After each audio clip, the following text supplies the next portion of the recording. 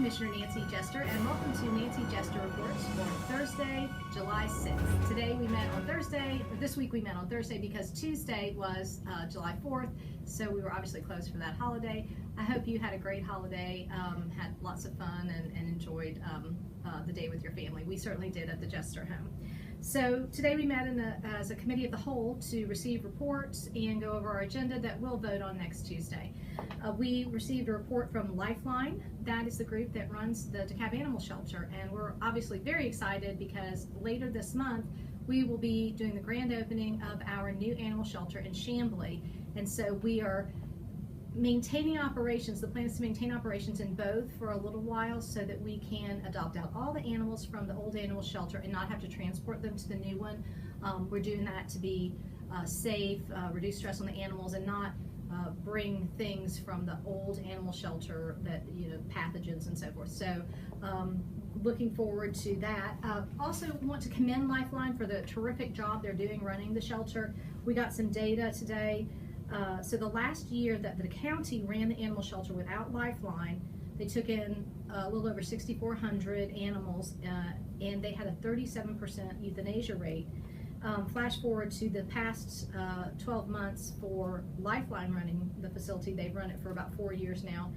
They took in 8,300 animals and had a 10.38% euthanasia rate. So that is to be commended, and we look forward to the wonderful new shelter for animals later this month. It'll be open. So, and if you need a new best friend, we're having a Clear the DeKalb Animal Shelter event. Adoption fees are waived, and there's a whole host of benefits you can get when you adopt a new best friend. So go down to the animal shelter and help us clear the DeKalb Animal Shelter. Let's see, the next thing we did was receive a report from the CEO about water billing. So not a lot new to add here. They're working through issues. I do think, in all fairness, they've made some progress.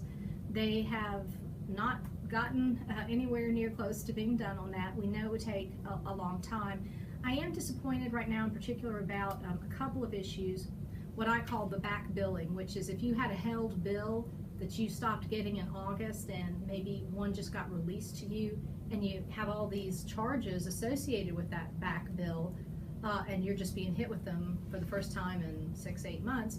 I think that's very unfair, and it had been my understanding that we would not be doing back billing. I think that's that's an issue I spoke out about, and the CEO agreed to look into. I'll be sending him some examples of what I'm talking about. So that's still an issue for me. Also, an issue is affecting real estate.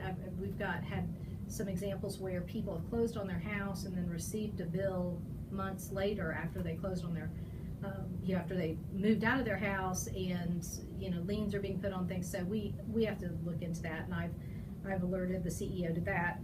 I'm also concerned that we haven't provided enough support for the Citizens Advisory Committee as it gets started. So we are certainly advocating for the administration to get serious about that and start having those meetings with the Citizens Advisory Committee. So stay tuned for more information about that.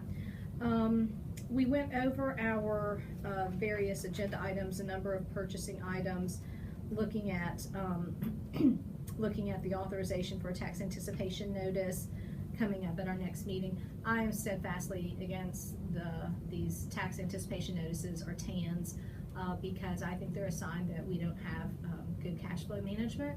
And so I'll continue to oppose those on principle.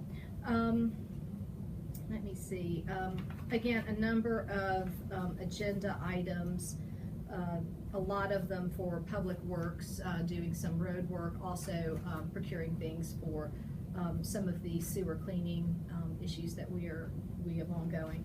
So we also met in committees today. Today's my busy committee meeting day. I have a Public Works Committee meeting and also the Finance Committee, which I chair. So in Public Works, we went over the consent decree. That's the federal consent decree we're under for the sewer spills. So we have to clean the sewer. They were required to do so many things to make sure that we have a safe and environmentally sound sewer system. So we received an update on the projects, where we are with that, going over our our spreadsheet tracking the projects. So let me see if there's, we had a, we're really at a crucial point with some management services for our consent decree, so hopefully we're going to be doing a change order for that. That's something that I'm paying attention to. That's a big deal.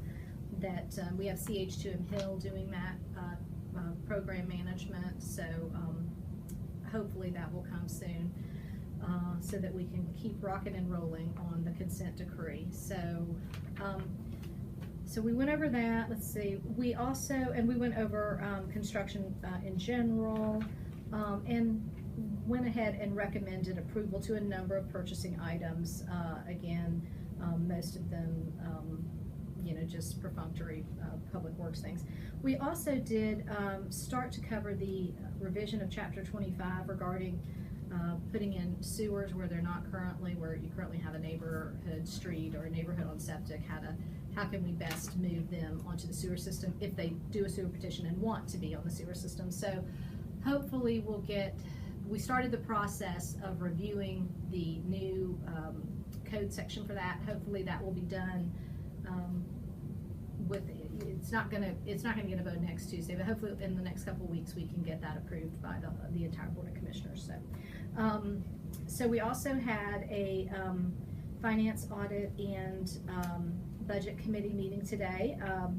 The main thing that we did was receive an update from the Department of Watersheds Financial Department about their statuses, where they are. So we went over their balance sheet specifically, and we've now created a report that we will get quarterly from them.